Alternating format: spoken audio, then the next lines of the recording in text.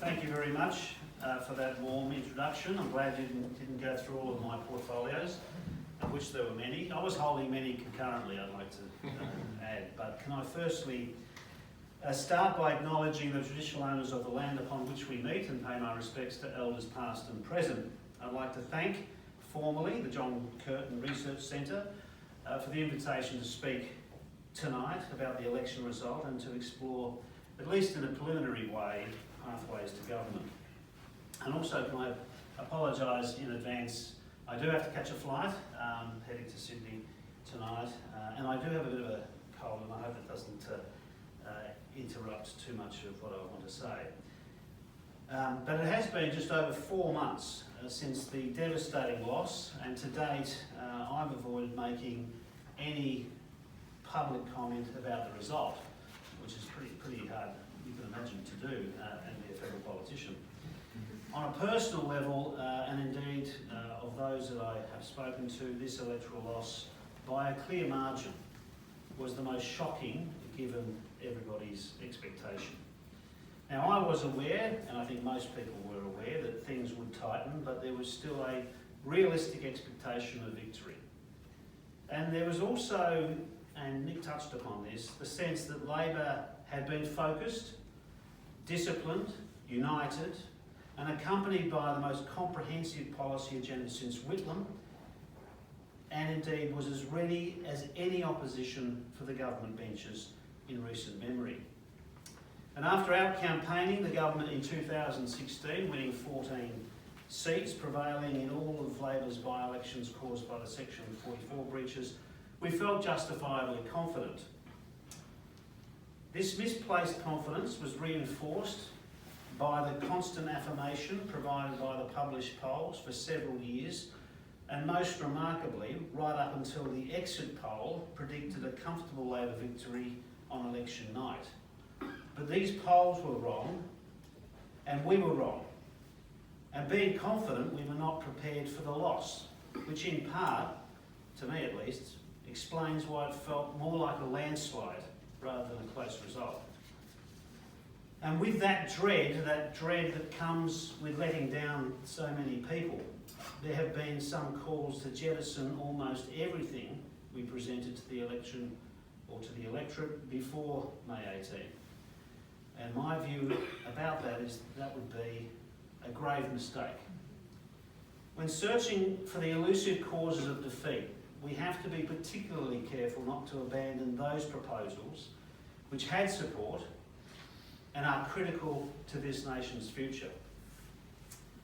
Some of the critiques to date, especially from outside the party, remind me of those absurd footy match reviews, where despite the margin being close, extol only the excellence of the winners and denigrate the virtues of the vanquished, even when there was just a kick in it. So not only does the close margin advise against abandoning all our policies, it is also a telling reminder that however difficult federal election wins are for the Labor Party, the next election is within striking distance.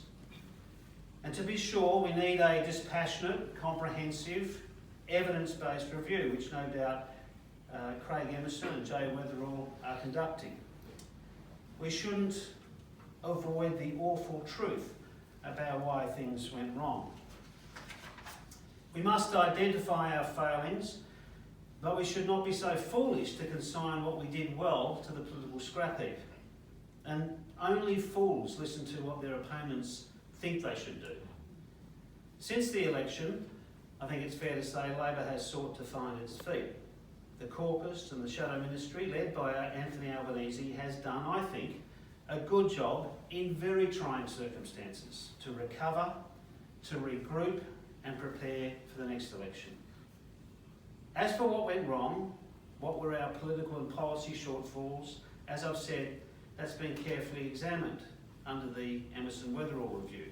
So in discussing with you tonight the likely conditions to succeed at the ballot box in 2022, I won't be preempting our formal review process. I will, however, share some reflections, as other colleagues have done, on where to from here and what more generally we could do to improve our electoral chances.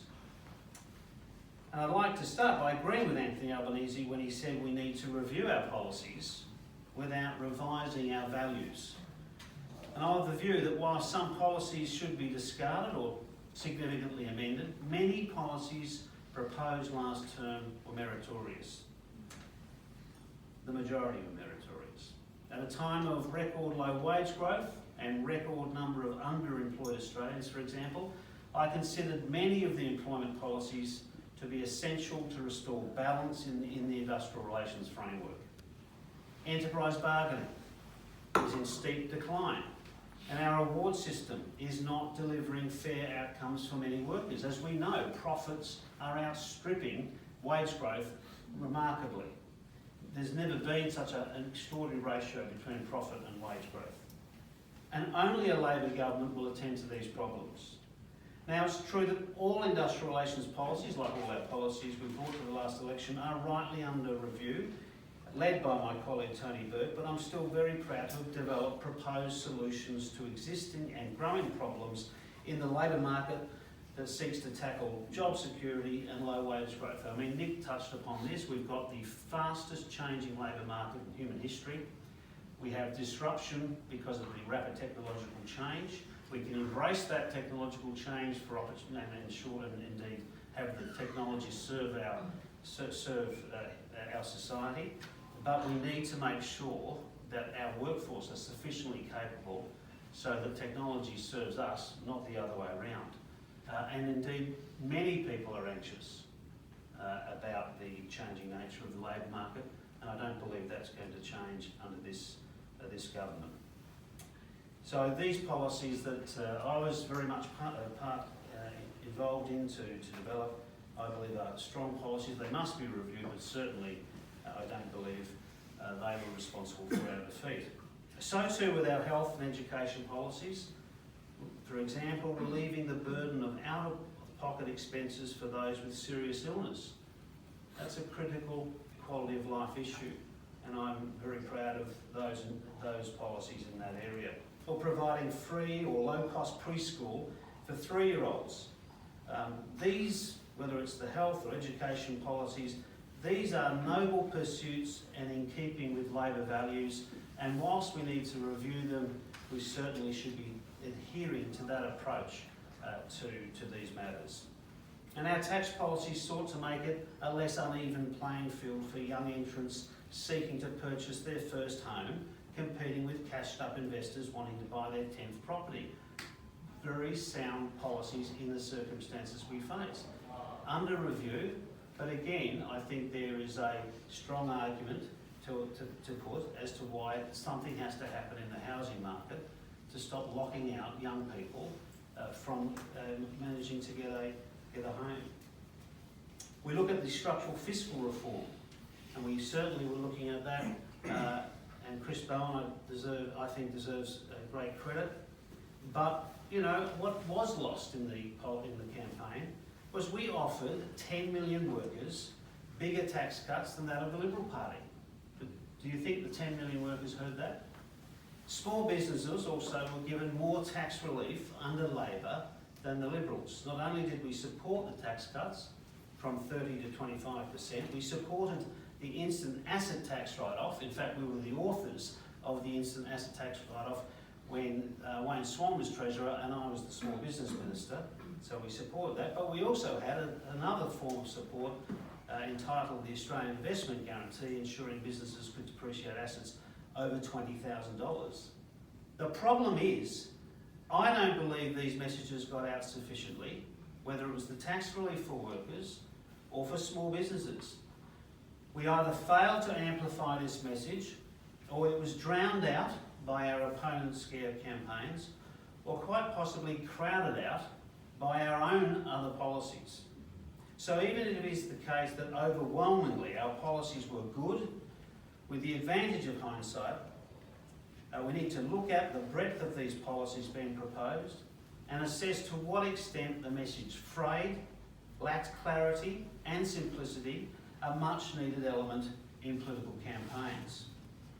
Whether we thought enough about whether some policies should not be emphasised because they were too difficult to explain, or they were going to be easy to misrepresent by our opponents. Whether we just needed to focus on fewer policies, a distilled message, which would have given us greater success in the campaign. Labor's policy agenda was comprehensive, however some have argued, and I think credibly so, that it was also overflowing and ripe for fear campaigns. And at times it was complex, which made the selling of the message more complicated. Now everybody knows it's much easier to run a scare campaign than to have a detailed plan. Just think, for example, about the death tax scare campaign, which had no basis in fact, and yet it went viral. Now I believe in the values that underpin our policy development, but when it comes down to it, it is arguable whether we sold them sufficiently.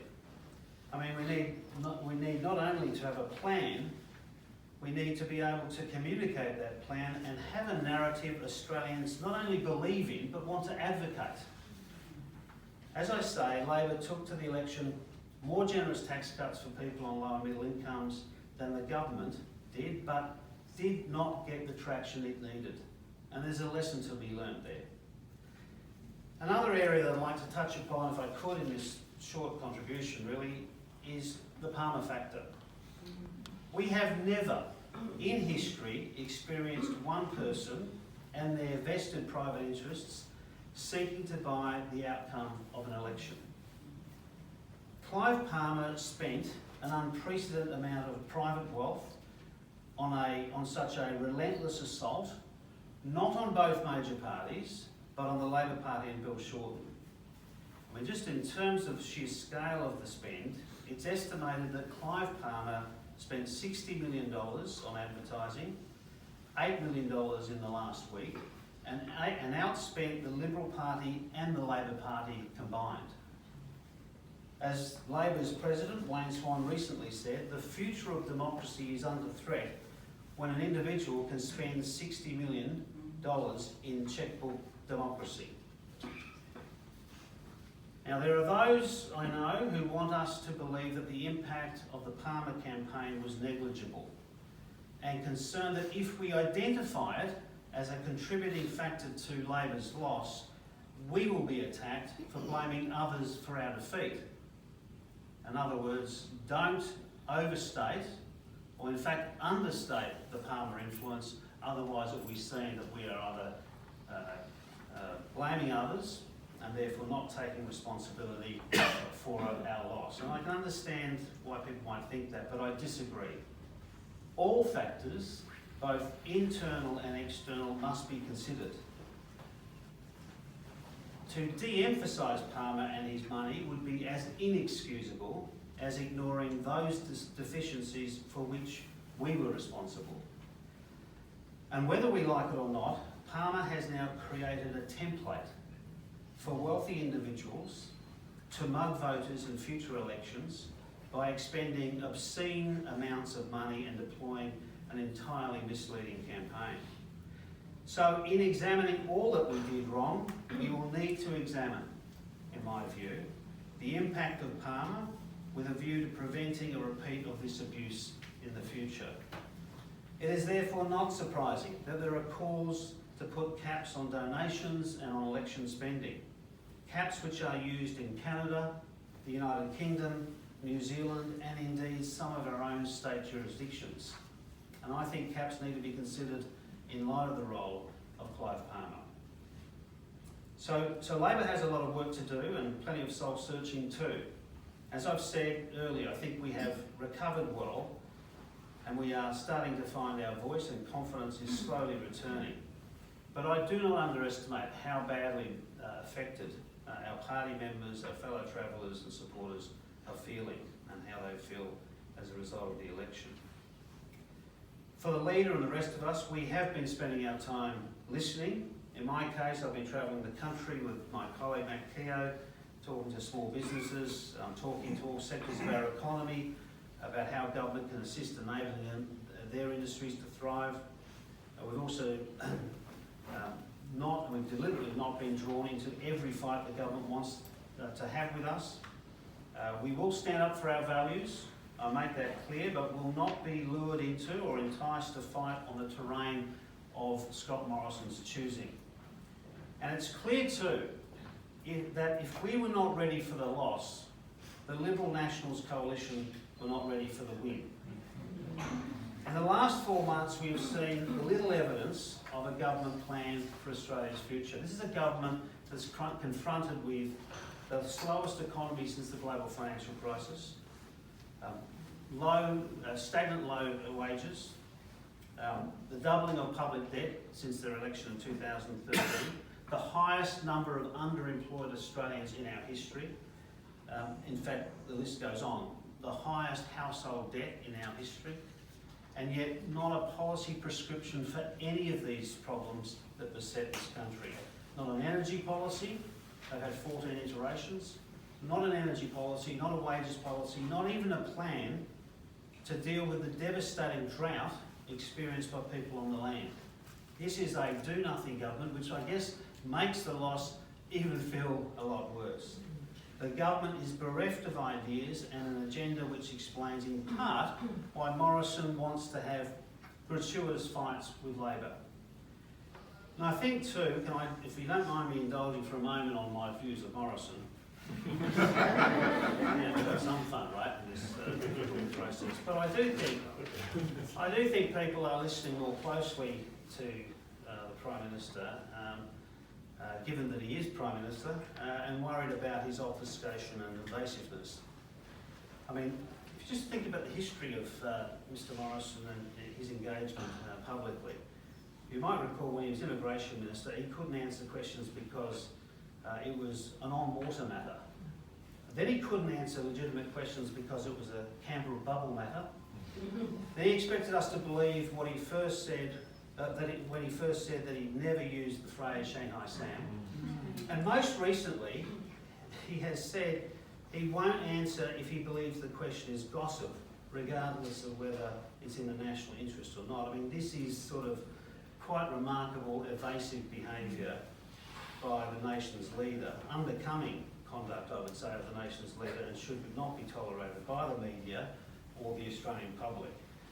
And I just don't think that's a sustainable way for him to operate, although it has seemed to work for him to date, but I hope that becomes increasingly more difficult. For us, for Labor, we will continue to learn from our loss. We will consolidate and hold the government to account and prepare for the next election. Over time, we'll announce policies that have been informed by genuine stakeholder involvement and community consultation. I mean, that's the Labor way. The policy list is for another time, but you can be assured, as Anthony has made clear, they will be policies informed by our values. And if you need reminding, whilst we don't have the policies yet, I don't think this will ever change. Labor believes in the dignity of work and ensuring people can find secure and fairly paid work. We believe in a progressive taxation system so our country tackles the growing disparity between the very wealthy few and the many struggling to keep above the poverty line. We want to see our children be given access to the best education standard in the world. We want our workforce to be the most skilled and knowledgeable they can be. As authors of Medicare, we continue to think about how we can improve the universality of healthcare. We believe we must tackle climate change by listening to the science and basing decisions on facts, not fiction. We want industry policy to encourage investment in research and development to grow our economy. We want our infrastructure, like fast speed broadband, to enhance economic growth and improve our quality of life. We accept we are the custodians of our environment, and we want to bequeath to future nations a sustainable plan. We need to invest in regional cities and towns to avert the decline of communities in the bush, and much, much more. Much to do, but we don't believe the current government has the answers to tackle these challenges that we face, and I guess time will tell. In the meantime, we will continue to listen to the voters to inform our future policy, continue to stand up for those too vulnerable to do it alone, and continue to hold government to account while preparing ourselves worthy for the people's trust at the next election. Thanks very much.